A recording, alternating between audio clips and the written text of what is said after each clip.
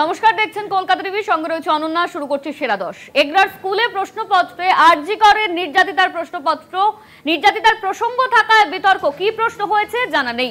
ভারপ্রাপ্ত শিক্ষক সামাজিক বিষয়ে উদাহরণ এটা নয়, প্রতিক্রিয়া তৃণমূলের। প্রশ্নপত্রে নির্যাতিতার প্রসঙ্গ থাকায় বিতর্ক তৈরি হয়েছে। এই মুহূর্তে আমাদের সঙ্গে ফোন লাইনে রয়েছে সৌম্যজিৎ চট্টোপাধ্যায়। সৌম্যজিৎ, প্রশ্নপত্রে নির্যাতিতার প্রসঙ্গ উঠেছে আর সেই নিয়ে ইতিমধ্যে বিতর্ক তৈরি হয়েছে, কি জানা যাচ্ছে এই নিয়ে? দেখো অনন্যা, যেটা জানা যাচ্ছে যে এগরা ঝাটুলাল হাই স্কুলের একাদশ শ্রেণীর আজকে রাষ্ট্রবিজ্ঞানের পরীক্ষা ছিল এবং সেই পরীক্ষাতেই কিন্তু এরকম একটি প্রশ্ন আসায় কিন্তু রীতিমতো বিতর্ক তৈরি হয়েছে। এবং তুমি জানো যে রাজ্যের সাম্প্রতিক জ্বলন্ত ইস্যু এই অভয়াকাণ্ড, এবং যেটা কিন্তু বিরোধীরা তুলে ধরছে বারবার। এবং এই প্রশ্নপত্র সামনে আসার পরেই কিন্তু তৃণমূল সরব হয়েছে। তৃণমূল বলছে যে এর মধ্যে তারা রাজনীতির গন্ধ পাচ্ছে। সামাজিক বিষয়কে এভাবে স্কুলের প্রশ্নপত্রে তুলে আনা কিন্তু ঠিক নয়, তারা এমনটাই জানাচ্ছে এবং তারা এর মধ্যে রাজনীতি খুঁজে পেয়েছে। কিন্তু যদিও বিজেপির তরফ থেকে যেটা বলা হচ্ছে যে এই ধরনের প্রশ্ন যে শিক্ষক করেছেন, সেই শিক্ষক কিন্তু জ্বলন্ত ইস্যু তুলে ধরতে চেয়েছেন, যার জন্যই এরকম একটা প্রশ্ন করেছেন। অনন্যা, ধন্যবাদ তোমায় সৌম্যজিৎ। আমাদের সঙ্গে ফোন লাইনে ছিলেন আমাদের প্রতিনিধি সৌম্যজিৎ চট্টোপাধ্যায়। কি প্রশ্ন হয়েছে জানেন না, এমনই কিন্তু বলেছেন ভারপ্রাপ্ত শিক্ষক। সামাজিক বিষয়ে উদাহরণ এটা নয়। ইতিমধ্যেই কিন্তু প্রশ্নপত্রে নির্যাতিতার প্রসঙ্গ উঠেছে আর সেই নিয়ে বিতর্ক তৈরি হয়েছে। এগরা স্কুলে প্রশ্নপত্রে আরজি করেন নির্যাতিতার প্রসঙ্গ।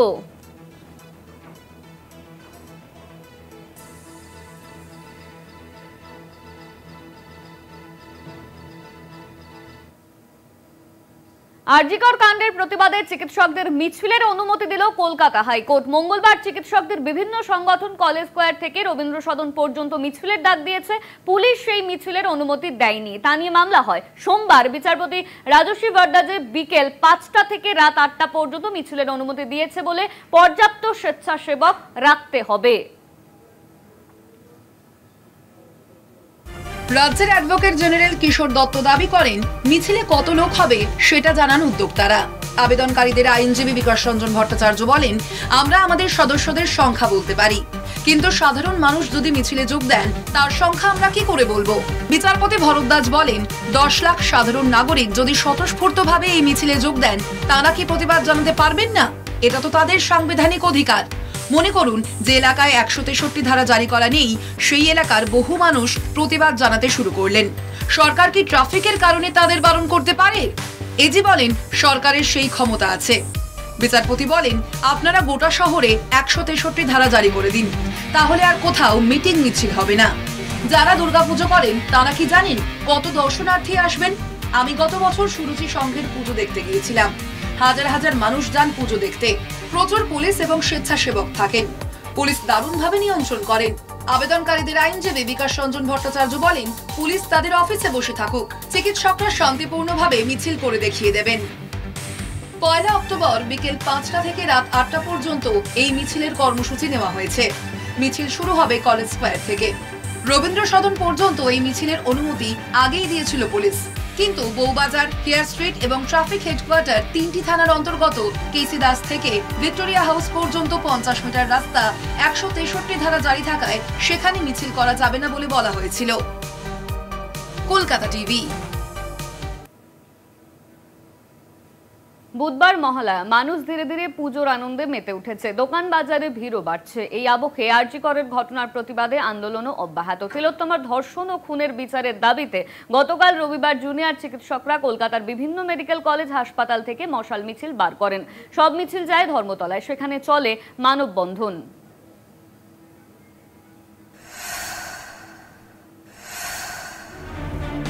শহরের বেশ কয়েকটি এলাকাতে সাধারণ মানুষও মিছিল করে আরজিকর কাণ্ডের প্রতিবাদে। যাদবপুরে এমনই এক মিছিল থেকে স্লোগান শোনা গেল, কাশ্মীর মাঙ্গে আজাদি। প্রশ্ন উঠেছে, তিলোত্তমার বিচারের সঙ্গে কাশ্মীরের কি সম্পর্ক? প্রতিবাদী আন্দোলনে আজাদি স্লোগান নিয়ে আগেও আপত্তি উঠেছে বিভিন্ন মহল থেকে। এই আজাদি স্লোগান নিয়ে সোমবারই কলকাতা হাইকোর্টে একটি জনস্বার্থ মামলাও হয়েছে।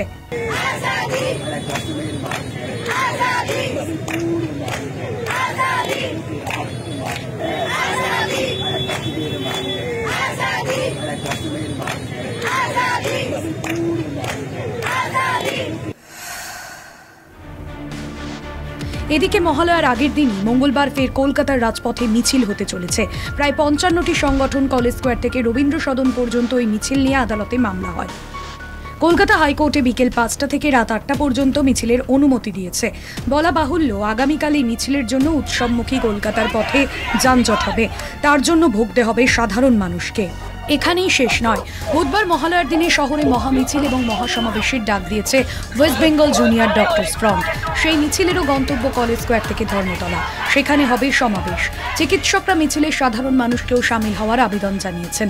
সাধারণ মানুষকে বুধবারও ভুগতে হবে।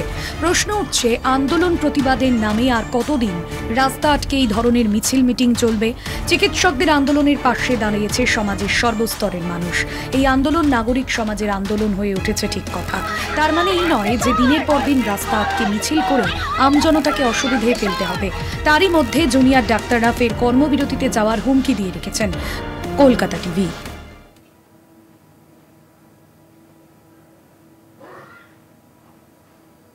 ভাতারের তৃণমূল বিধায়কের ফতোয়া নিয়ে বিতর্ক। সরকারের ৮৫,০০০ টাকা অনুদান নিতে হলে পুজো মণ্ডপে মুখ্যমন্ত্রী মমতা বন্দ্যোপাধ্যায়ের ছবি ঝোলাতে হবে, এমনই ফতোয়া দিলেন ভাতারের তৃণমূল বিধায়ক মানগোবিন্দ অধিকারী। সোমবার ভাতারে পুলিশের চেক প্রদান অনুষ্ঠানে মানগোবিন্দ ওই ফতোয়া ঘিরে রাজনৈতিক মহলে সমালোচনার ঝড় উঠেছে।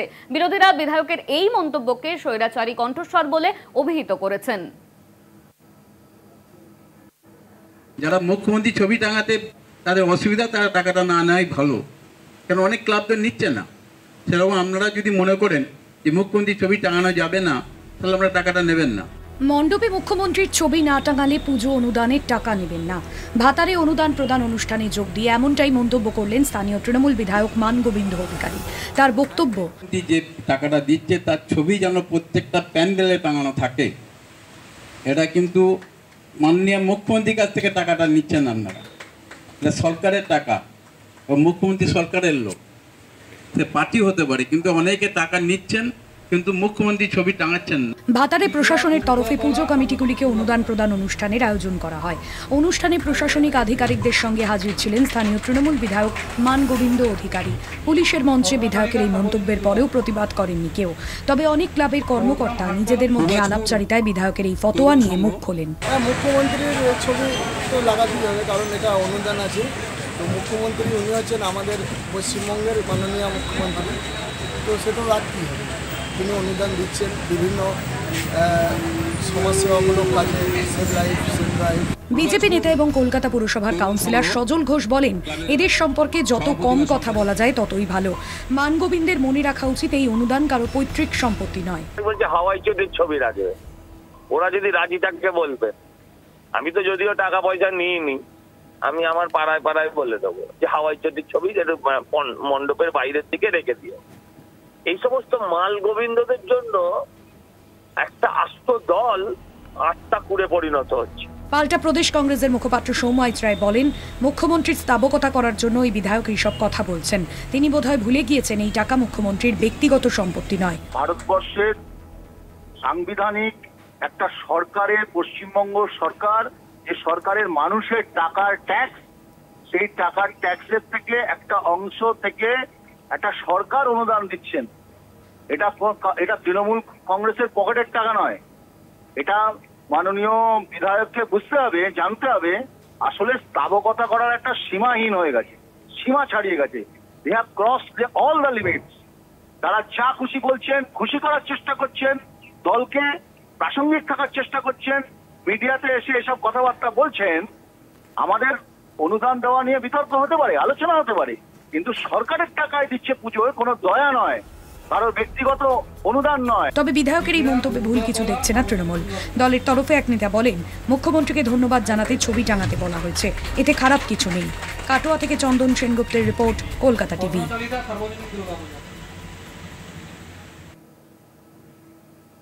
এখন সময় একটা বিরতির, ফিরছি বিরতির পর সঙ্গে থাকুন।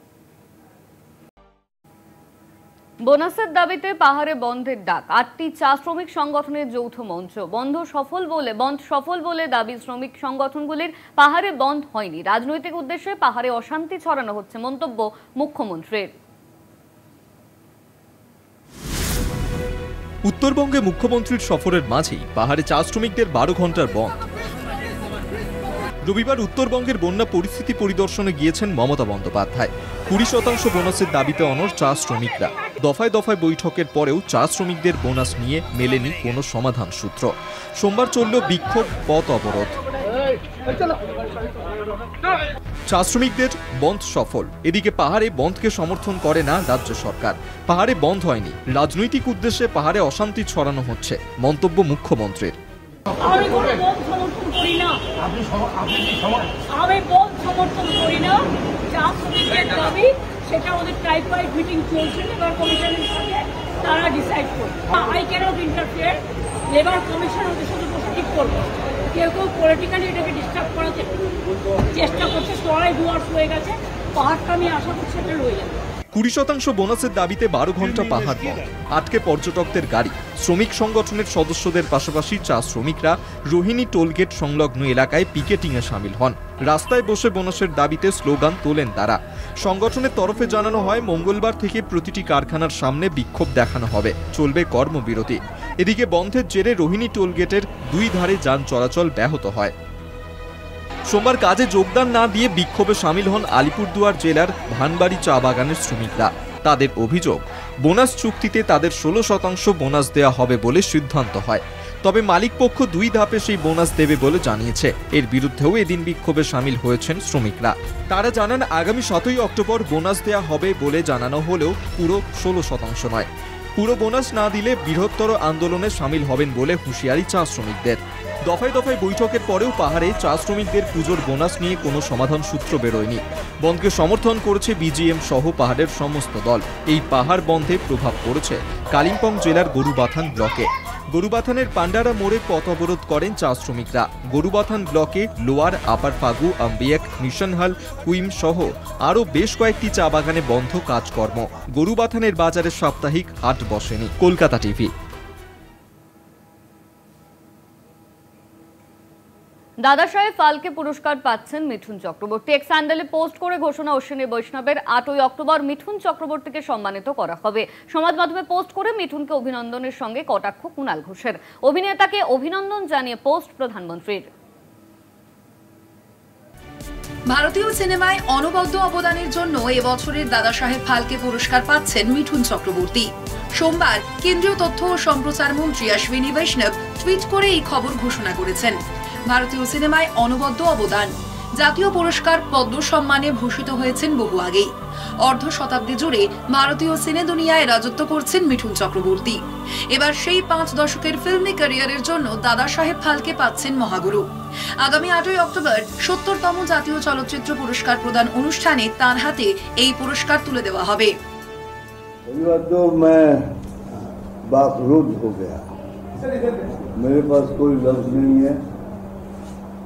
मैं ना हंस सकता हूँ ना खुशी से रो सकता हूँ। ऐसा एक मौका है कि गाड़ी से जब आ रहा था तभी सब दोहरा रहा था जिंदगी को। कोलकाता का डाइन लेन, वहाँ से बॉम्बे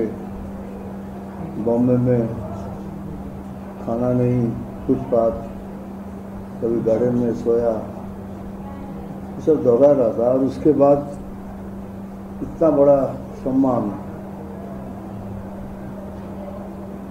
मेरे पास कोई लफ्ज नहीं है। I have no words.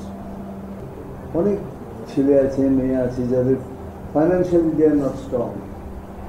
তারা বলেন আমাদের কাছে পয়সা নেই, আমাদের কাছে সুযোগ নেই, আমরা কি করে লড়ব। আপনি প্রশ্নটা ভালো করেছেন, এই জন্য বলছি, সবাইকে বলছি, let's not leave hope, আশা ছাড়বে না। If I can make it, you all can make it. You know, my life has never been very smooth. मुझे कुछ भी प्लेटर में नहीं मिला. I had to fight for everything. But when the result come like this, then you forget all those pains. Well, God has been kind. Justice must be done. That's it. এটা যদি justice থেকে বেরিয়ে যায়, then this will become a habit. It will become an easy prey. Women will be easy prey. That should not happen. অভিনেতা হিসেবে মিঠুন চক্রবর্তীর তো কোনো সমালোচনা নেই। তিনি একজন যশস্বী এবং অত্যন্ত পারদর্শী অভিনেতা, কিন্তু একই সঙ্গে মনে রাখা দরকার মিঠুন চক্রবর্তীকে দেওয়া আজকে অনেক লোকই মনে করবে যেহেতু তিনি বিজেপিতে আছেন তাই জন্যে রাজনীতির ছোঁয়া, রাজনীতির কথা উঠলেও উঠতে পারে। পশ্চিমবঙ্গের একজন মানুষ হয়ে আমি এই মিঠুন চক্রবর্তীর পুরস্কার পাওয়াকে ওয়েলকাম করি, আমি অভিনন্দন জানাই। তার কারণ বাংলার কোনো শিল্পী যদি তিনি সম্মানিত হন তার থেকে বড় আর কিছু বিষয় নয়। সত্যজিৎ রায়ের পর আরেকজন বাঙালি আজকে স্বমহিমায় বাঙালির আত্মমর্যাদা স্বাভিমান নিয়ে প্রতিষ্ঠিত হয়ে গেলেন। তার অভিনয় দক্ষতা, তার প্রতিভা আজকে তিনি পেয়েছেন শুধুমাত্র একজন সফল বাণিজ্যিক নায়ক হিসেবে নয়, তার চরিত্রাভিনয় আজও মুগ্ধ করে চলেছে আপামর ভারতবাসী। সমাজ মাধ্যমে মিঠুন চক্রবর্তীকে অভিনন্দন জানান কুণাল ঘোষ, সঙ্গে কটাক্ষ করতেও ছাড়েননি তিনি। অভিনেতাকে এক্স হ্যান্ডেলে অভিনন্দন জানান প্রধানমন্ত্রী নরেন্দ্র মোদীও। উত্তর কলকাতায় বসন্ত কুমার চক্রবর্তী ও শান্তি রানী চক্রবর্তীর পুত্র Mithun Pune film and television institute থেকে স্নাতক হন। ছাত্রজীবনে জড়িয়ে পড়েছিলেন নকশাল আন্দোলনেও। সিনেমায় ক্যারিয়ার গড়তে পাড়ি দেন মুম্বাইয়ে। 1976 সালে মৃণাল সেনের মৃগয়া ছবিতে নজর কাড়েন মিঠুন। 1978 সালে নদী থেকে সাগর ছবির হাত ধরে বাংলা সিনেমায় ডেবিউ হয় মিঠুনের। মিঠুন সম্প্রতি কলকাতায় এসেছিলেন তার পুজোর ছবি শাস্ত্রীর প্রচারে। বয়স 70 পেরোলেও কাজের প্রতি আজও অটুট নিষ্ঠা। হাতের হাড় ভেঙে 6 টুকরো হয়েছে গত মাসে। সেই শরীরেই প্রচারের কাজে এসেছেন কলকাতায়। সম্প্রতি শাস্ত্রী সিনেমার জন্য কলকাতা টিভিতে সাক্ষাৎকার দেন তিনি। কলকাতা টিভি। সেরা দর্শক, এখন সময় আরো একটা বিরতির। ফিরছি বিরতির পর, সঙ্গে থাকুন। কাকদ্বীপের ছাত্রীকে শ্লীলতাহানির অভিযোগে গ্রেপ্তার সিভিক ভলেন্টিয়ার। ধৃত সিভিক ভলেন্টিয়ার অমিতাভ বারুই পাথর প্রতিমা থানার পুলিশের হাতে গ্রেপ্তার অভিযুক্ত। অনুষ্ঠান বাড়ি থেকে ফেরার পথে কলেজ পড়ুয়াকে শ্লীলতাহানির অভিযোগ। কাকদ্বীপের ছাত্রীকে শ্লীলতাহানির অভিযোগে গ্রেপ্তার সিভিক ভলেন্টিয়ার। ধৃত সিভিক ভলেন্টিয়ার অমিতাভ বারুই পাথর প্রতিমা থানার পুলিশের হাতে গ্রেপ্তার অভিযুক্ত। অনুষ্ঠান বাড়ি থেকে ফেরার পথে কলেজ পড়ুয়াকে শ্লীলতাহানির অভিযোগ। বারুই নামে একজনকে পাথর প্রতিমা থানায় গ্রেপ্তার করে কাকদ্বীপ আদালতে নিয়ে এসেছে। এই অমিতাভ বারুই পাথর প্রতিমা থানার একজন সিভিক ভলেন্টিয়ার। গতকালকে পাথর থানায় এক ভদ্রমহিলা অভিযোগ করেছে যে তার মেয়ে পাথর প্রতিমা মহাবিদ্যালয়ের 2য় বর্ষের ছাত্রী গতকালকে নবীনবরণ অনুষ্ঠানে বাড়ি থেকে বেরিয়ে যাওয়ার জন্য যখন রাস্তায় আসে তখনই এই সিভিক ভলেন্টিয়ার ওকে রাস্তায় আটকায় এবং টোটোতে জোর করে তুলে নেওয়ার চেষ্টা করে এবং শ্লীলতাহানি করে, ওর মোবাইল এবং টাকা পয়সা কেড়ে নেয়। সেই অভিযোগ পেয়ে পাথর প্রতিমা থানা আধিকারিক বিএনএসের বিভিন্ন ধারায় মামলা শুরু করে ওকে গ্রেপ্তার করে আজকে কাকদ্বীপ আদালতে পায়।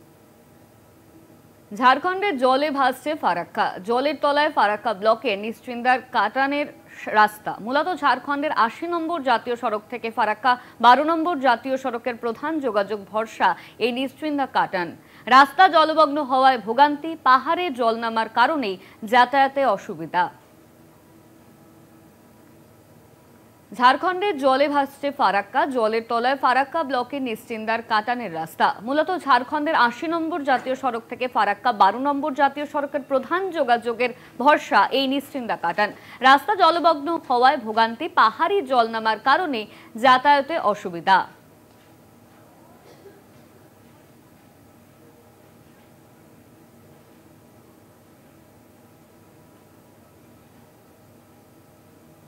লেবাননে ইসরায়েলের হানা অব্যাহত। সোমবার ভোরে বেইরুটে বিমান থেকে বোমাবর্ষণ করে নেতানিয়াহু সেনা।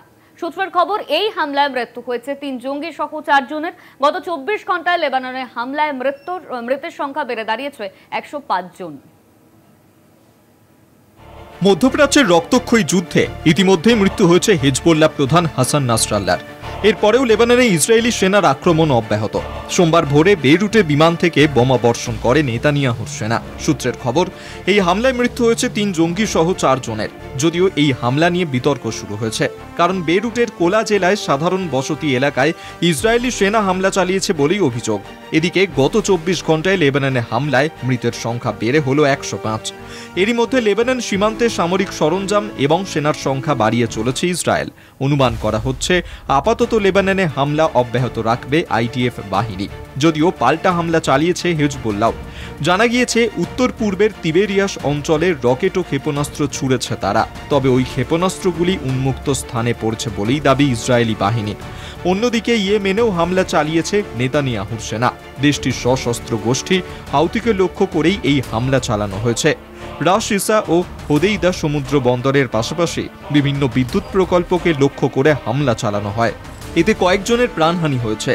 লেবানন স্বাস্থ্য মন্ত্রক জানিয়েছে গত 24 ঘন্টায় ইসরায়েলি হামলায় মৃত্যু হয়েছে মোট 105 জনের, আহত বহু।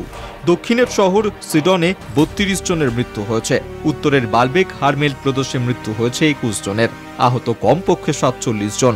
যদিও পিছু হটতে রাজি নয় হিজবুল্লাহ। ইতিমধ্যেই নাসরাল্লাহর উত্তরসূরির নাম ঘোষণা করেছে তারা। হিজবুল্লাহর নতুন প্রধান হয়েছে হাসিম সফিউদ্দিন। কলকাতা টিভি। এখন সময় আরো একটা বিরতির, ফিরছি বিরতির পর সঙ্গে থাকুন।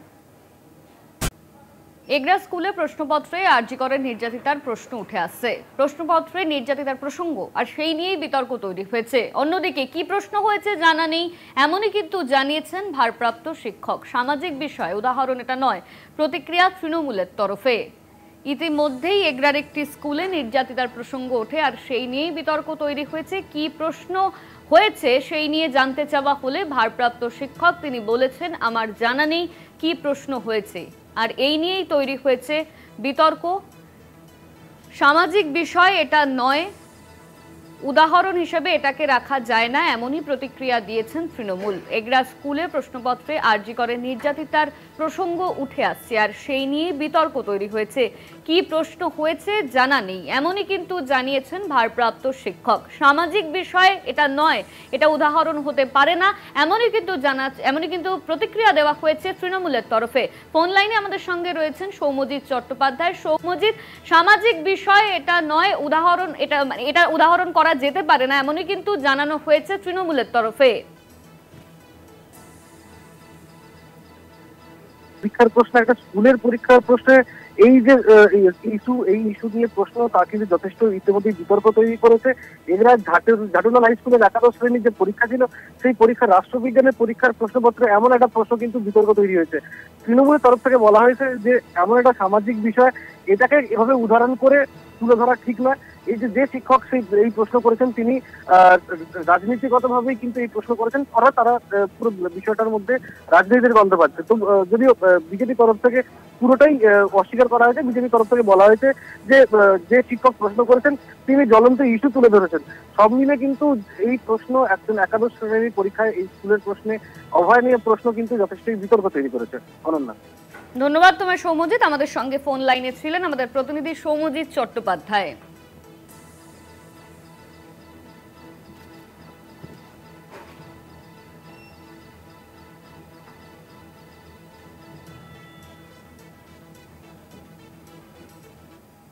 সুপ্রিম কোর্ট ও সিবিআই এর উপর আমাদের ভরসা আছে। মেয়ের ছবি সমাজ মাধ্যমে ঘোরাঘুরি করছে, সেই বিষয়ে সুপ্রিম কোর্টের বক্তব্যকে সমর্থন করি। সুপ্রিম কোর্টে আরজি কর মামলার পর মন্তব্য নির্যাতিতার বাবার, এমনই কিন্তু মন্তব্য করেছেন নির্যাতিতার বাবার। নির্যাতিতার ছবি ঘুরে বেড়াচ্ছে সোশ্যাল মিডিয়ায়, এই নিয়েই কিন্তু মন্তব্য করেছেন নির্যাতিতার বাবা। আরজি কর মামলার পর এমনই কিন্তু মন্তব্য করা হয়েছে নির্যাতিতার পরিবারের তরফে। আমরা জানি ইতিমধ্যেই আরজি করে যে ঘটনা ঘটেছে, সেই ঘটনাকে কেন্দ্র করে নির্যাতিতার ছবি, সেই ছবি কিন্তু সোশ্যাল মাধ্যমে ঘোরাঘুরি করছে আর সেই নিয়ে কিন্তু নির্যাতিতার বাবা এমন মন্তব্য করেছে যে সুপ্রিম কোর্টে যে কথা বলা হয়েছে সেই কথা সমর্থন করে তারা। সুপ্রিম কোর্ট ও সিবিআই এর উপর আমাদের ভরসা আছে, এমনই কিন্তু জানানো হচ্ছে নির্যাতিতার পরিবারের তরফে। মেয়ের ছবি সমাজ মাধ্যমে ঘোরাঘুরি করছে, মেয়ের ছবি সমাজ মাধ্যমে ঘোরাঘুরি করছে আর সেই নিয়েই কিন্তু মন্তব্য করেছেন মেয়ের নির্যাতিতার বাবা। সিবিআই এর উপর আমাদের ভরসা আছে, মেয়ের ছবি সমাজ মাধ্যমে ঘোরাঘুরি করছে, সেই বিষয়ে সুপ্রিম কোর্টের বক্তব্যকে সমর্থন করি। সুপ্রিম কোর্টে আরজিকর মামলার মন্তব্য, আরজিকর মামলার পর এমনই মন্তব্য নির্যাতিতার বাবার।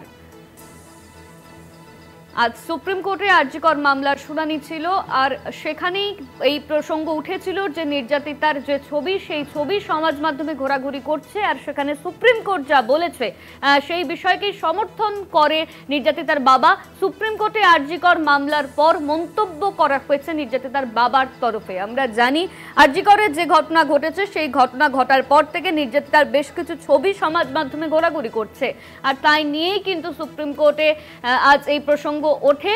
মেয়ের ছবি সমাজ মাধ্যমে ঘোরাঘুরি করছে। শুভজিৎ সিং আমাদের সঙ্গে ফোন লাইনে রয়েছে। শুভজিৎ, আজ সুপ্রিম কোর্টে যে প্রসঙ্গ উঠেছে, যে আমরা জানি নির্যাতিতার ছবি সমাজ মাধ্যমে ঘোরাঘুরি করছে, সুপ্রিম কোর্ট যে কথা বলেছে সেখানে নির্যাতিতার বাবা সেই বিষয়কে সমর্থন করেছে, কি জানা যাচ্ছে? দেখো, আজকে যখন সুপ্রিম কোর্টে যখন রায়দান হয়ে যায়, তার কিছুক্ষণ পরেই সাংবাদিকদের মুখোমুখি হন নির্যাতিতার বাবা। তিনি জানিয়েছেন সাংবাদিকদের মুখোমুখি হয়ে যে তিলোত্তমার যে ছবি এখনো পর্যন্ত কিন্তু বিভিন্ন সোশ্যাল মিডিয়ায় তা উঠে যাচ্ছে। তাদের তরফ থেকে যে প্রশ্নগুলি রাখা হয়েছিল, অর্থাৎ মুখ বন্ধ খামে যে প্রশ্নগুলি করা হয়েছিল, সেগুলো কিন্তু তিনি তাদের যে আইনজীবী ছিলেন তিনি বলেছেন সুপ্রিম কোর্টে, সেই কথাগুলো তিনি জানিয়েছেন। কিন্তু এই ডাক্তারি ছাত্রীর যে সুবিচার পাওয়ার ক্ষেত্রে এতটা যে সময় সাপেক্ষ বিষয় চলে যাচ্ছে, সেই বিষয় নিয়েও কিন্তু তিনি উদ্বেগ প্রকাশ করেছেন।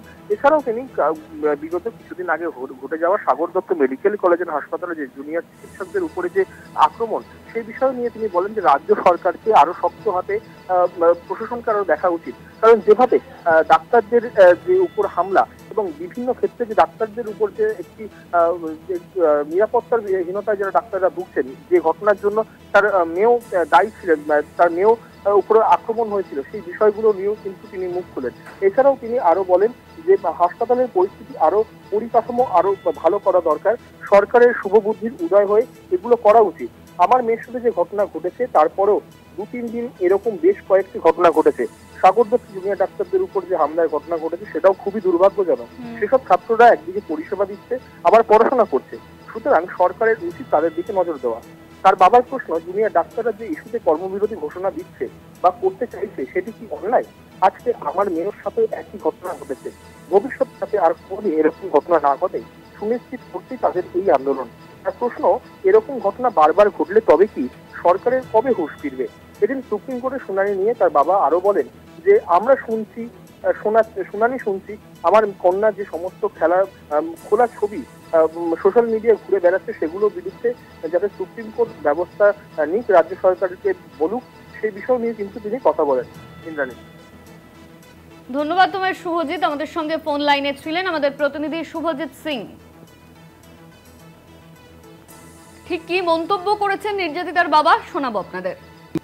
সুপ্রিম কোর্ট স্ট্যাটাস দেখেছে এবং আমার মেয়ের যে সোশ্যাল মিডিয়াতে ছবি এখনো ঘোরাঘুরি করছে, সেসব বিষয়ে বিভিন্ন মন্তব্য করেছে এবং ব্যবস্থা নিতে বলেছে রাজ্য সরকারকে। এটা হচ্ছে উদ্যোগের না, যার মানে সরকারের শুভবুদ্ধির উদয় হয়ে এটা করা উচিত।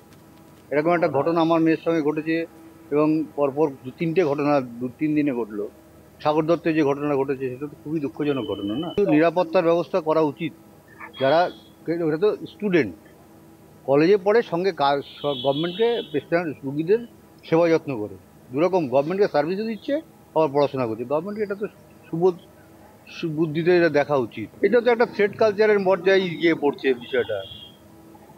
কেউ নিশ্চয়ই নিশ্চয়ই যে থ্রেড কালচারটা নিয়ে এত আলোচনা হচ্ছে, এত কথা হচ্ছে, সেটাই ঘুরে ফিরে দেখা যাচ্ছে। সেরা 10 আজ এই পর্যন্তই। দেখতে থাকুন কলকাতা টিভি রাত দিন 7 দিন।